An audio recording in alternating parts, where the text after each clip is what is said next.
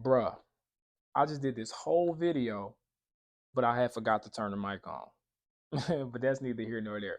In today's video, I'm Rasta White, by the way. In today's video, I really want to talk to y'all about why you feel so burnt out, right? And praise God. I really feel like He's been speaking to me on this topic a lot because over the last few months, I recently got back into church. I've recently been praying, building my relationship with God again. He pretty much told me like the reason you're so burnt out, you keep trying to do too many things, or you're trying to be me. You're trying to be everybody's therapist. You're trying to help everybody when they call you. You're trying to pretty much be this superhero that you need my divine energy to be. Okay. Yeah, I made you in my image. I made you to be who you are. I gave you a purpose. You can help people. You can do all of these great things, but you have to understand that there are boundaries that you have to set. There are limits to your willpower each day. You don't just have unlimited energy. We all have to sleep, right? For example. And let's talk about burnout a little bit more. When you feel burnt out, what happens? You look in the mirror, you feel unmotivated. You feel like, I don't even know how I'm going to get through today. You oversleep, but you still tired. Ain't that crazy? Like you get to this place in this dark place and you start to feel depressed and you start to just feel like, I need a vacation, right? I'm sure you said that before. I've said it before a million times. But in reality, we should never need a vacation from what we do every day. We should love what we do. We should love the people around us. We should love doing all the activities that we fill our day with by choice. We should love that. So, needing a vacation is kind of a way of saying, I'm doing a lot of stuff I do not want to do. Okay. That's the key point that leads to burnout. So, in this video, I'm going to give y'all 3 tips on how to cope, aka prevent burnout from ever happening. Okay. I haven't been burnt out for a little while now, and I've been practicing these tips. So I was listening to a podcast yesterday, and they pretty much said when we get burnt out, a lot of times it's because we're trying to pour from an empty cup. Think about that for a minute. And that analogy really hit me. I'm like, wow, I have been trying to pour from an empty cup. But if you want to give love, if you want to give support, your cup need to be filled with it. Your cup need to be full enough to where you can share it and not drain yourself out, right? So that leads me into tip number 1 is prioritize you first. Period. Prioritize you first. And we ain't got to make it that deep. I'm not saying you need to be this selfish person that don't care about nobody. No, let's take 20 minutes out the day and have a simple morning routine. The moment you wake up, you go to the bathroom, you brush your teeth, wash your face. Well, you better be doing that every single day anyway. But you wake up in the morning, you stretch, brush your teeth, wash your face, have a cup of coffee, then start your day, right? But it sounds like not a lot, but just them simple acts right there in the morning can fill you up a little bit. So then, for example, I wake up in the morning, I get up, I do some push ups or whatever it is, get the blood pumping. I brush my teeth, wash my face. I get some water, right? Get the metabolism going. I do, I go in the bathroom, I start my coffee, I hop in the shower. Then I get out, and guess what? I got a wife and I got a 6 month old in the bed that I need to attend to, that I love to help, that I love to give my love and support to. But when my cup is empty, it's hard to do that. But after them simple morning routines, I literally feel like I'm almost a full couple, almost like I'm ready. I'm ready to tackle today. I'm ready to change my baby diaper. I'm ready to do whatever I need to do to make today a great day.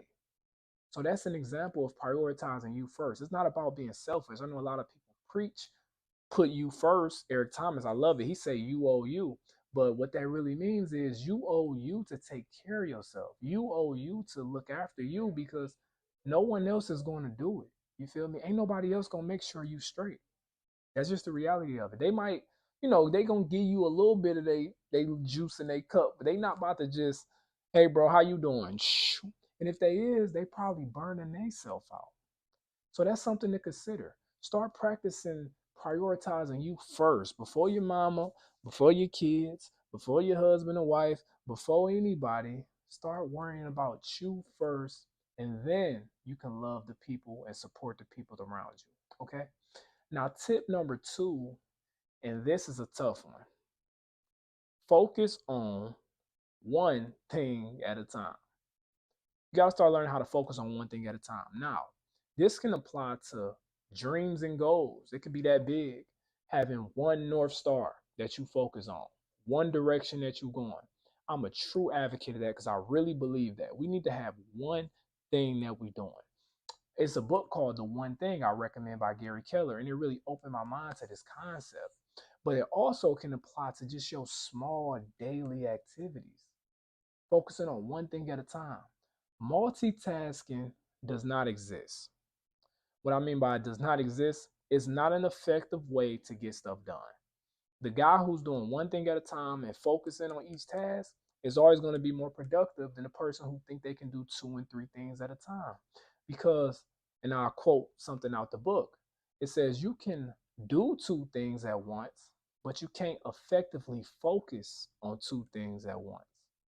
Okay, so keep that in mind when you making your plans, when you mapping out your goals.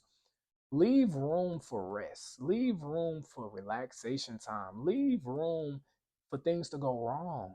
Because when you get burnt out and spread it thin, usually it's because there's a lot of things you didn't plan for, or you're doing a lot of stuff you don't want to do, or you like a lot of entrepreneurs, you got 5 different hustles going on at one time.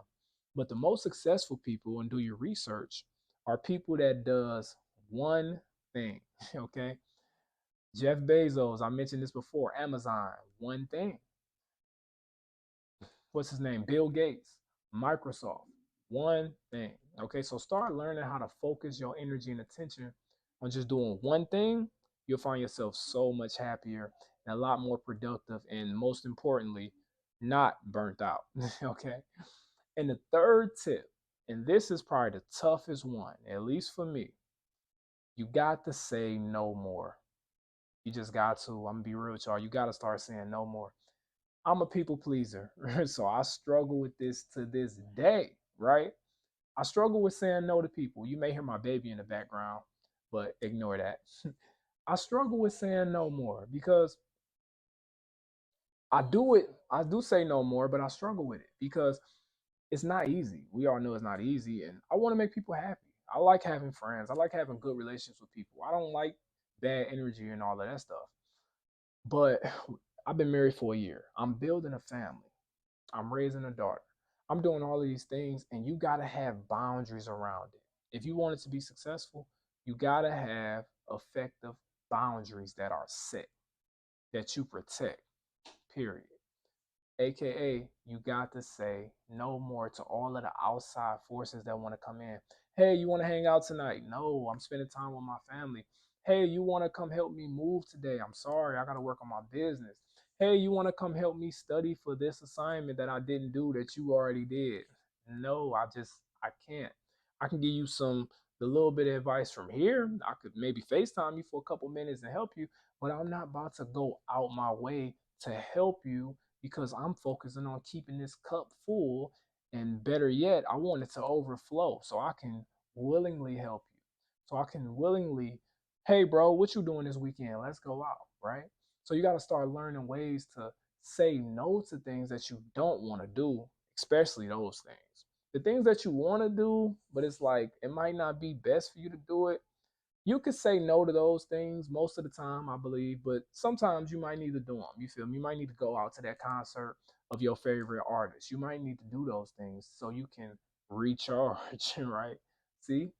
Don't take what I'm saying out of context. You got to start learning when to say no and when is the right time to say yes. I'll give y'all this final tip about saying no. I got it from this YouTube channel a little bit better. She said, if it's not an obvious yes, then it's a no. Okay. If it's not an obvious yes, then it's a no. No, I'll get back to you on that. That's a good way to say no. No, maybe. I'm not sure, but if so, I'll reach out to you. Another good way to say no. You ain't gotta just flat out no.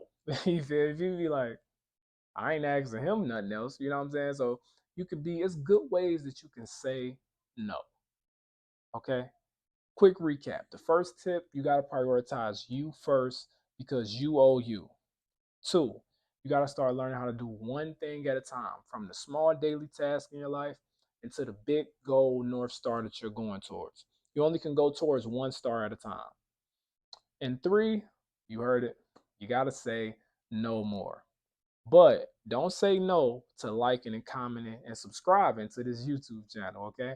Help me grow, help support me. I'm just trying to help people get better mentally, spiritually, in every way they possibly can be, because there's a lot of things that I worked on that I improved in myself, and I love to share and help other people get better and keep growing. Okay. To God be the glory, and Rasta White out. Peace.